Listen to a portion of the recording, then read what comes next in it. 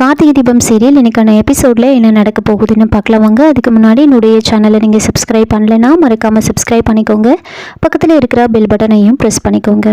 கார்த்திக்கும் அந்த இன்ஸ்பெக்டரும் வந்துட்டு ரவுடி மணிக்கிட்ட வந்து விசாரிக்கிறாங்க. ஒழுங்காக உண்மையை சொல்லிவிடு, அபிராமியை எங்கே வந்து கொண்டு போய் அடைச்சி வச்சுருக்கீங்க, ஒழுங்காக உண்மையை சொல்லுங்கள் அப்படின்னு சொல்ல, அப்போ அந்த ரவுடி மணி வந்துட்டு இந்த மாதிரி ஸ்ரீபெரும்புதூர் பக்கத்தில் இருக்கிற ஒரு இடத்துல தான் வச்சுருக்கோம் அப்படின்னு சொல்கிறாங்க.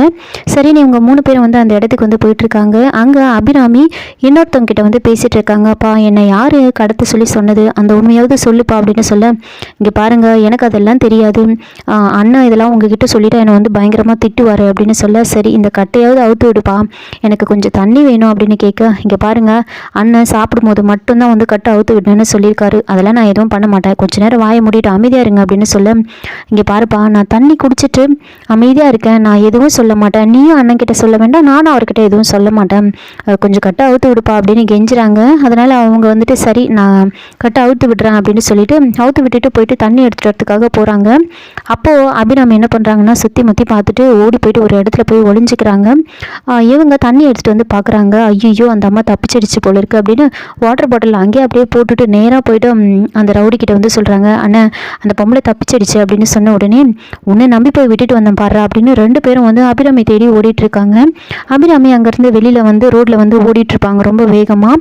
அவங்களும் வந்து அப்படியே பின்னாடியே ஓடிட்டு வந்துட்டு இருக்காங்க. அவங்க அங்கேருந்து வெளியில் வந்ததுக்கப்புறமா கார்த்திக், அந்த இன்ஸ்பெக்டர், இந்த ரவுடி மணி எல்லாரும் வந்து அந்த குடோனுக்குள்ளே வராங்க. இங்கே தானே நம்ம ஏற்கனவே வந்தோம், ஆனால் அம்மா இல்லையே அப்படின்னு கார்த்திக் கேட்க, இப்போ இன்ஸ்பெக்டர் வந்துட்டு, ஹே இடத்த மாற்றி சொல்கிறியா, நாங்கள் வரது தெரிஞ்சு இடத்த மாற்றிட்டாங்களா அப்படின்லாம் வந்து கேட்குறாங்க. இல்லை சார் அப்படின்னு சொல்லி அபிராமி எங்கே கட்டி போட்டு வச்சுருந்தாங்களோ அந்த இடத்த காமிக்கிறாங்க. இந்த இடத்துல தான் கட்டி போட்டு வச்சுருந்தோம் அப்படின்னு சொல்கிறாங்க. அப்போது இன்ஸ்பெக்டர் வந்துட்டு அந்த இடத்த பார்த்துட்டு, இந்த இடத்த பார்க்கும்போது கண்டிப்பாக உங்கள் அம்மா இங்கேருந்து தப்பிச்சு போயிருப்பாங்கன்னு தான் நினைக்கிறேன், இந்த வாட்டர் பாட்டிலாம் கீழே வந்து கிடக்கு, சேர்லாம் வந்து கீழே இருக்குது, அப்போது கண்டிப்பாக வந்து உங்கள் அம்மா தப்பிச்சு தான் போயிருப்பாங்க கார்த்தி, நாம் போயிட்டு தேடி பார்க்கலாம், இங்கே வேறு ஏதாவது வழி இருக்குது அப்படின்னு கேட்டுட்டு அபிராமி எந்த பக்கமாக ஓடினாங்களோ அந்த பக்கமே வந்து பின்னாடியே வந்து வந்துட்டுருக்காங்க. அவங்க ஒரு பக்கம் தேடிட்டுருக்கு, இந்த ரவுடிங்க அபிராமி ஒரு பக்கம் தேடிட்டு இருக்காங்க. அபிராமி ஒரு இடத்துல போயிட்டு ஒளிஞ்சிருந்து பார்க்குறாங்க. அந்த ரவுடிங்க பின்னாடி ஓடி வந்து எங்கே தான் போயிட்டான்னு தெரியல அப்படின்னு பார்த்துட்டு அபிராமியை கிராஸ் பண்ணி முன்னாடி போயிட்டுருப்பாங்க. அபிராமி வந்து ரொம்ப வேகமாக ஓடிட்டுருப்பாங்க. அப்போ ஒரு வேன் வந்து அபிராமி மேலே மோதி அப்படியே அபிராமி கீழே விழுந்துருவாங்க. தலையில் அடிபட்டுரும். கீழே விழுந்த உடனே அங்கிருந்த லேடிங்கெல்லாம் வந்து ஓடி வந்து அபிராமியை தூக்குறாங்க. உடனே ஒரு ஆட்டோ பிடிச்சி, பா இந்த அம்மாவுக்கு அடிபட்டுருச்சுப்பா, கொஞ்சம் கூட்டிகிட்டு போவோம் ஹாஸ்பிட்டலுக்கு அப்படின்னு சொன்ன உடனே கூட ஒரு லேடி வந்து போகிறாங்க. அபிராமியை அங்கேருந்து வந்து ஆட்டோவில் ஏற்றிட்டு போயிட்டுருக்காங்க. அப்போ அந்த ரவுடிங் வந்து என்ன அங்கே ஒரே கூட்டமாக இருக்குது அப்படின்னு பார்க்குறாங்க. உடனே அங்கே இருக்கிறவங்ககிட்ட போய் கேட்டுட்டு வர சொல்கிறாங்க. அந்த 2 லேடிக்கிட்ட வந்து கேட்குறாங்க, அம்மா என்னம்மா ஆச்சு ஒரே கூட்டமாக இருக்குது அப்படின்னு கேட்க, அதுவா ஒரு அம்மா வந்து அடிபட்டு கிடந்தாங்க, அவங்கள வந்து இப்போ ஹாஸ்பிட்டலுக்கு அனுப்பியிருக்கோம் அப்படின்னு சொல்கிறாங்க. உடனே வந்துட்டு இந்த ரவுடி என்ன பண்ணுறாங்கன்னா, அபிராமியோட ஃபோட்டோவை காமிச்சு, அங்கே அடிப்பட்டவங்க இந்த அம்மாவா பாருங்க அப்படின்னு சொல்ல, இந்த அம்மா தான்ப்பா இப்போ தான் போயிட்டுருக்காங்க பாரு அப்படின்னு சொல்ல, சரி எந்த ஹாஸ்பிட்டல்னு கேட்குறாங்க. அதெல்லாம் தெரியாதுப்பா எங்களுக்கு அப்படின்னு சொல்லிட்டு போயிடுவாங்க. உடனே அந்த சமயம் பார்த்து கரெக்டாக வந்து ஐஸ்வர்யா வந்து அந்த ரவுடிக்கு வந்து கால் பண்ணுறாங்க. என்ன ஆச்சு அப்படின்னு கேட்க, மேடம் சாரி மேடம், அந்த அம்மா தப்பிச்சு போயிட்டாங்க அப்படின்னு சொல்கிறாங்க.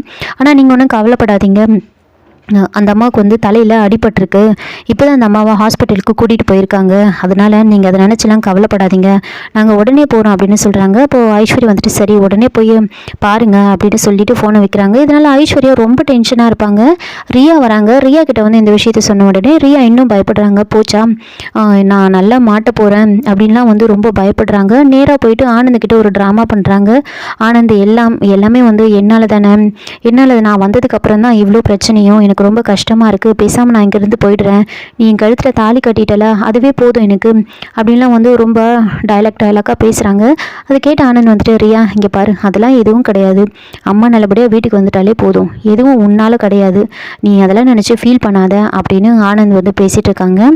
இன்னொரு பக்கம் இன்ஸ்பெக்டரும் கார்த்திகா வந்து பேசுகிறாங்க. என்ன கார்த்தி இது, உங்கள் அம்மா தப்பிச்சு போயிருப்பாங்கன்னு பார்த்தா அவங்க தப்பிச்சு போன மாதிரி தெரியலையே, இந்நேரத்துக்கு நாம் தேடின நேரத்துக்கு உங்கள் அம்மா நம்ம கண்ணில் பட்டிருக்கணுமே, அவங்கள ஆளே காணுமே, ஒருவேளை அவங்க இடத்த மாற்றிருப்பாங்களோ, என்னவா இருக்கும் அப்படின்லாம் வந்து அவங்க யோசிச்சுட்டு இருக்காங்க. இன்னொரு பக்கம் ரவுடிங் வந்து அபிராமியை தேடி போயிட்டு இருப்பாங்க. ஐஸ்வர்யா ஒரு பக்கம் டென்ஷனாக இருக்குது.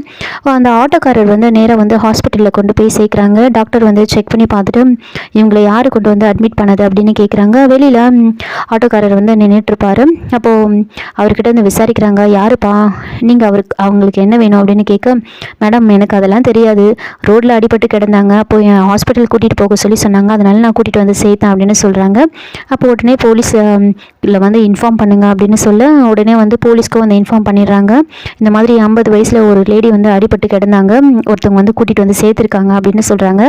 அவங்க வந்துட்டு சரி நான் எல்லா ஸ்டேஷனுக்கும் இதை வந்து இன்ஃபார்ம் பண்ணிடுறேன் அப்படின்னு அந்த போலீஸ் சொல்லிட்டு ஃபோனை வைக்கிறாங்க.